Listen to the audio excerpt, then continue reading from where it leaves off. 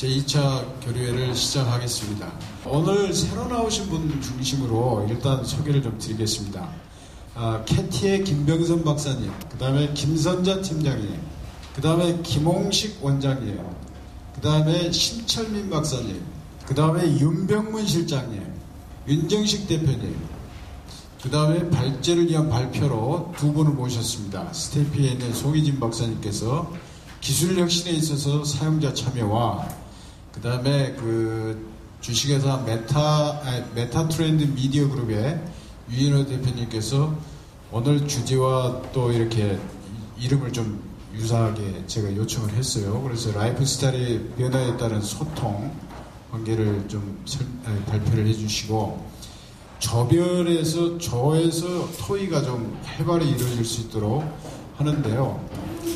오늘 주제는 컬처 앤 라이프 스타일 변화에 따른 소통입니다. 그래서 처음에 컬처하고 어떤 문화와 어떤 라이프 스타일이 어떻게 변화될 것이냐 하는 부분을 미래 예측이라는 어떤 그런 컨셉하고 유사합니다만은 여기서는 이 라이프 스타일의 변화를 굉장히 여러 각도에서 사실 볼 수 있다는 게 저희들이 교류에서 다 다룰 수 없는 한계라고 봅니다. 그래서 오늘은 그 다음에 변화에 따른 그런 라이프 스타일의 변화에 따른 소통 방법과 수단을 한번 포커싱을 해가지고 지금부터는 그 사례 발표를 해드리겠습니다. 우리가 기술 개발이라든지 과학 연구에 몰입하다 보니까 어떤 때는 이것이 인류 사회에 미치는 영향이 무엇인가 알기 이전에 우리는 좀 더 나은 성능의 기능 이런 추구를 끊임없이 하다 보니까 어떤 때는 그 안에서 방향을 잃게 되는 거죠. 과연 우리가 올바른 방향으로 가고 있는가? 대표적으로 예를 들어서 더 높은 화질의 TV를 만들기 위한 노력들이 여러 방향으로 이루어지지 않았습니까? 그때 크게 두 가지 분야가 있는데 한쪽에서는 LCD를 기반으로 한 고화질의 디스플레이를 만드는 트렌드가 있었고 한쪽에서는 소위 플라즈마 패널이라고 해서 플라즈마를 이용한 쪽으로 갔는데 아마도 두 분야를 연구했던 그 배경에는 아주 탁월한 과학자나 기술자들이 있었을 겁니다. 하지만 결국 시장에서는 플라즈마는 거의 이제는 사라지고 LCD만 남게 되지 않았습니까? 그렇다면은 굉장히 훌륭한 연구를 했던 과학기술자들이 큰 방향을 잘못 들어서서 나중에는 굉장히 좌절하게 되고 성과도 없게 되는 이런 수많은 사례들을 우리가 보면서 이제는 우리가 연구를 보다 나은 연구를 그리고 저도 출연 연구기관이나 이런 데서 경험했던 거지만은 대개 우리가 연구를 출발할 때는 기존에 어떤 연구들이 핫한지 이런 것들 리터러처 서베이를 굉장히 많이 하고 그런 걸 기반으로 해서 좀 더 한 단계 더 발전되는 어찌 보면은 목표지향적인 연구라기보다는 이미 리서치 마켓에 있는 그런 타픽들을 가지고서 우리가 접근하는 경우가 이제까지는 많았다는 거죠. 과연 그렇다면 앞으로 우리가 어찌 보면 미래로 나가야 될 지도가 없는 그런 상황까지 온 것이 아닌가. 비근한 예로 우리나라가 지금 스마트폰이라든지 이런 분야에서 거의 세계 리딩하고 있는 그러한 국가입니다. 관련된 기술이라든지 엄청나게 많은 그 하이어라키를 가지고 개발이 되는데 과연 현재와 같은 이런 타치 방식의 스마트폰 얼마나 갈까요? 3년?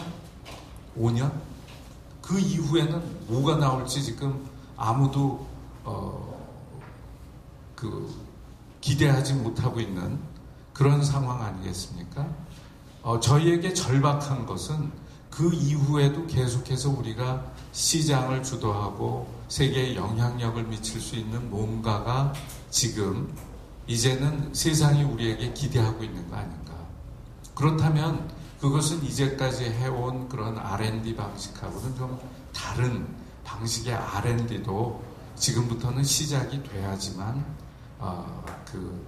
어떤 미래에 큰 임팩트를 줄 수 있는 결과들도 나올 수 있지 않겠는가 하는 그러한 취지에서 아마 기술인문융합 창작소라는 것이 만들어지게 된 걸로 저는 이해를 하고 있습니다. 뭐 인류학이라는 것이 뭐 거창한 것이 아니고 소위 에트노그래피라고 하는 그러한 분야는 뭔가 하면은 사람의 삶에 대해서 관찰하는 겁니다.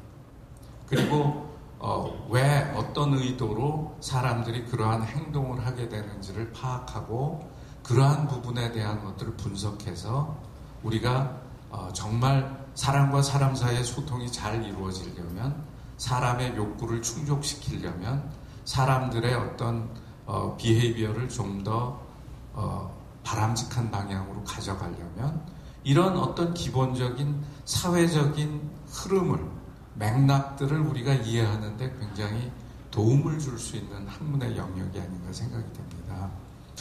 사실은 이 중에서 제가 현대중공업의 힘센 엔진, 혹시 여러분들 그 선박용 엔진에 대해서 잘 알고 계십니까?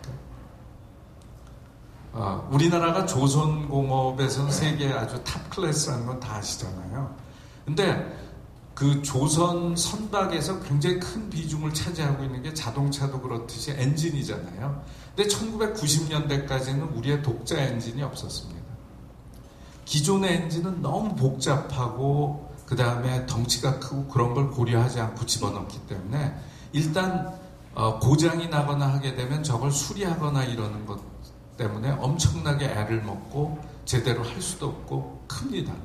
그래서 이 엔진 개발하는 팀들은 엔진의 부품을 A, B, C로 나눠서 A라는 것은 굉장히 중요한 부품이기 때문에 어떤 엔진이든지 공통적인 요소로 해서 거의 바꿀 수 없는 부분들이고 B나 C는 중요도가 떨어지는 액세서리나 주변에 있는 장치들인데 B, C를 획기적으로 개수를 줄이고 이 분해 결합 같은 것들을 편리하게 하고 부품 개수라든지 사이즈를 줄이는 소위 value engineering을 어찌 보면은 사용자의 관점에서 함으로써 세계에서 가장 작고 효율적인 그렇지만 출력을 계속 유지할 수 있는 엔진을 만들었기 때문에 세계 시장에서 대단히 성공할 수 있었던 그러한 어떤 결과가 나타난 거죠.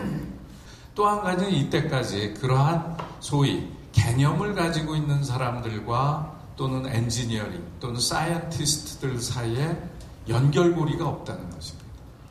서로가 랭귀지가 틀립니다. 그래서 그런 분들이 함께 어우러지게 되면 오히려 기술 개발해야 되는 어떤 디렉션을 우리가 새롭게 디파인할 수가 있습니다.